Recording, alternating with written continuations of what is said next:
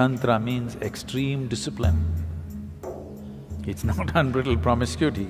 Learning to use your body and your mind like you would use some other outside instrument.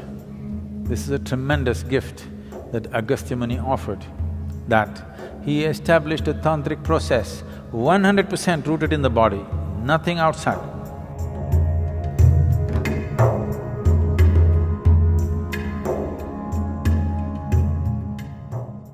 When you say Tantra, one has often heard the term tantric, and and there's various kinds of things floating around about it. Can you just shed some light on what essentially, is there something like a dark arts or what? Most of the existence is dark art.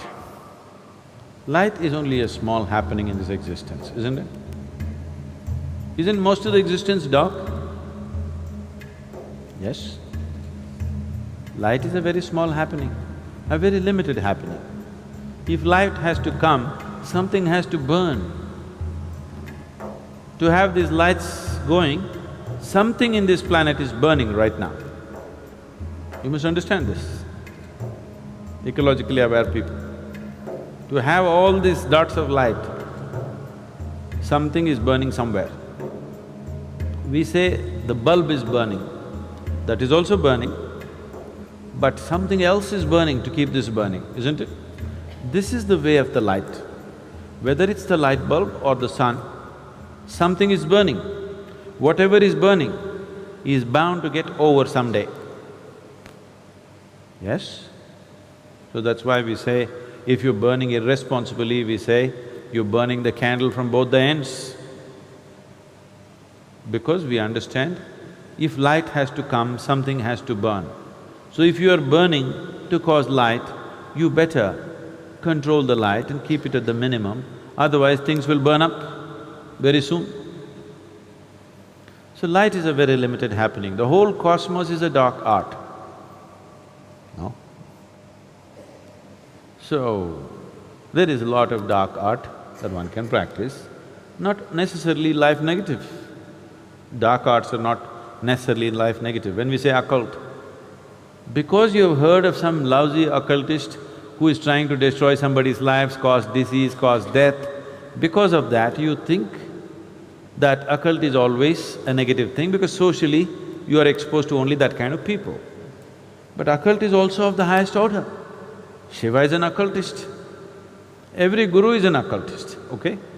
Right now I initiate you to Shambhavi, it's an occult. Otherwise how would it work? Occult means a certain capability. It's a certain technology.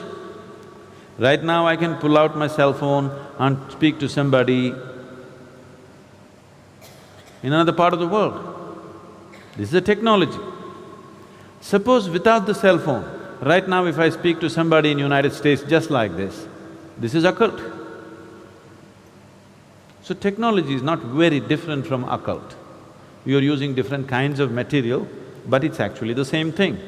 When modern technology was not there, occult was extremely relevant. But today, occult's relevance is receding as modern technology progresses. See, now you came from Mumbai, Bombay, Mumbai. I'm getting it right in your head so that you don't get into trouble. Suppose 1,000 years ago, you heard of Sadhguru in Coimbatore, but your heart is longing, you want to go. But Mumbai to Coimbatore walking and coming, not a simple journey. If you venture, you don't know whether you'll again go back to Mumbai or not. You don't know what to expect on the way, you may never make it. So, you sit in Mumbai and, oh Sadhguru, please reach out to me, I cannot come, please. Now if I felt like doing something to Atul, who's in Mumbai and incapable of coming to Coimbatore, then maybe I want to initiate him into Shambhavi in Mumbai. But Atul's mind runs all over the place. He sits down and he feels something, then he thinks, oh, maybe I'm just imagining nonsense. His wife tells him, you going crazy, man. Somebody that you've not seen is doing something, you shut up and go back to work. He's beginning to feel something, but his logic, his reason, the family tells him, don't be stupid. And then what Sadhguru will do is pick up a South Indian jasmine flower which cannot grow in Mumbai, and Atul is sitting like this, it fell into his hand. Now he will sit ready for Shambhavi, to be initiated. Because one jasmine flower was delivered. But today, I would rather call you and say, come, or send somebody with a brochure and say, come and get it here. Or if I want to send you a jasmine flower, I'll use DHL.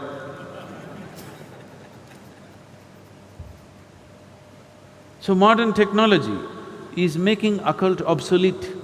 But I want you to look back 1,000 years ago, just see the immense value of occult. Yes?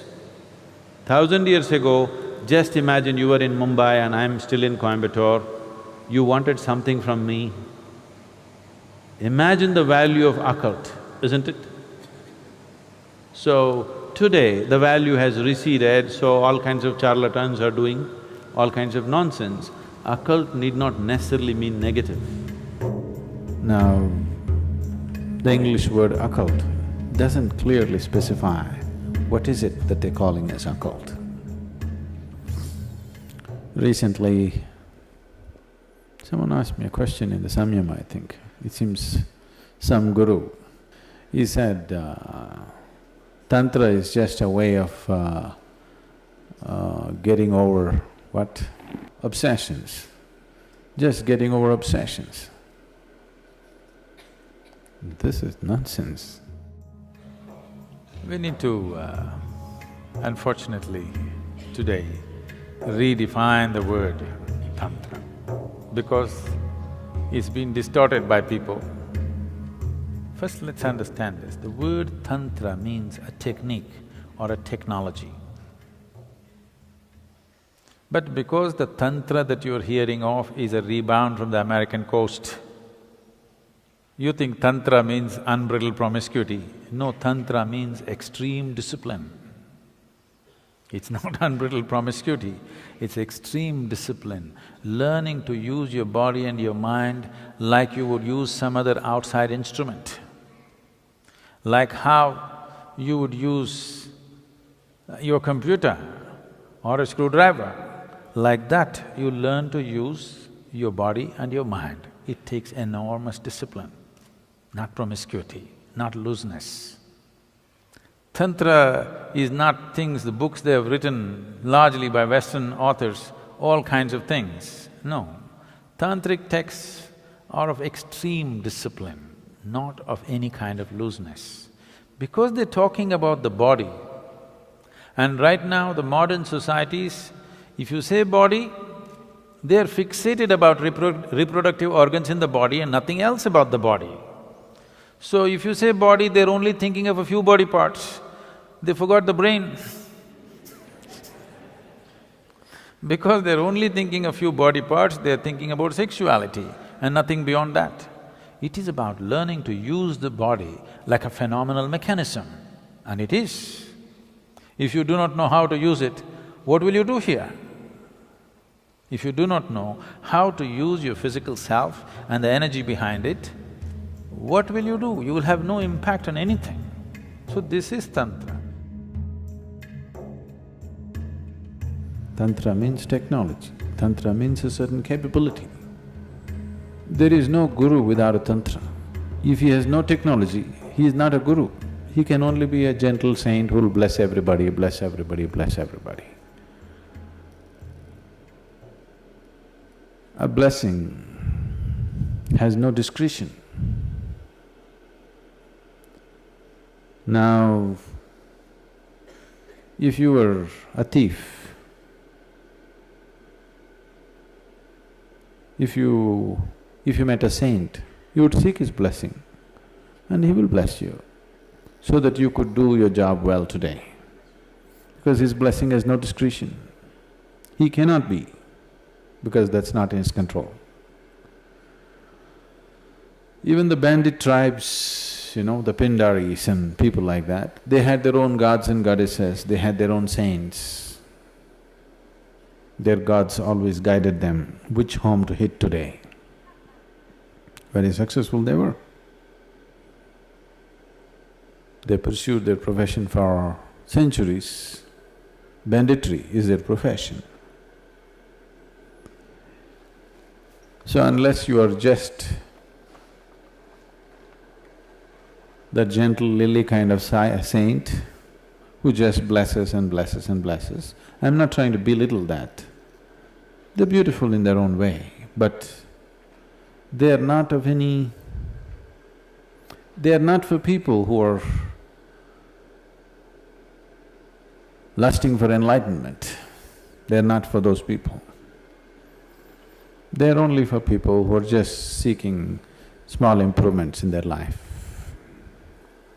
If you walk into a Home Depot, you can make some improvements to your life, isn't it? Yes or no? You can actually. I see every day on the television people come and say, "Oh, I just bought this bed, my whole life has changed, it's amazing." I didn't know I didn't know some a bed or a pillow could do that, I didn't know that.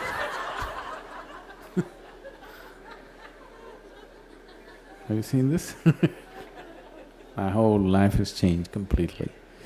So, if you walk into the Home Depot and walk out with something that you didn't have, you could change your life a little bit.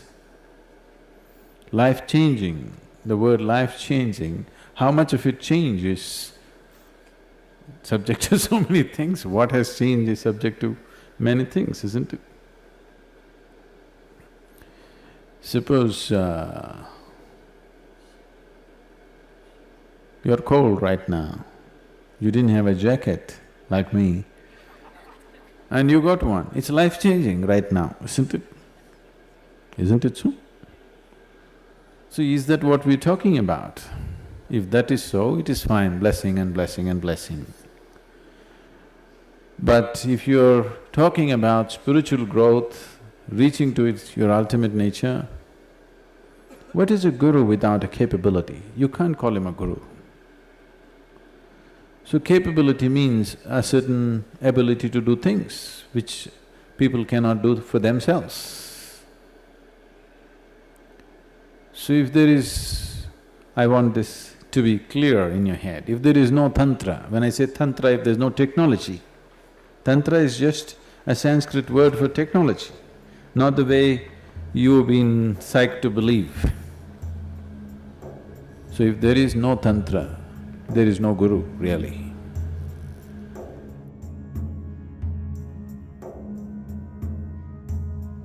Because guru means you have to roll up your sleeves and it's a mechanic's job. You got to fix things.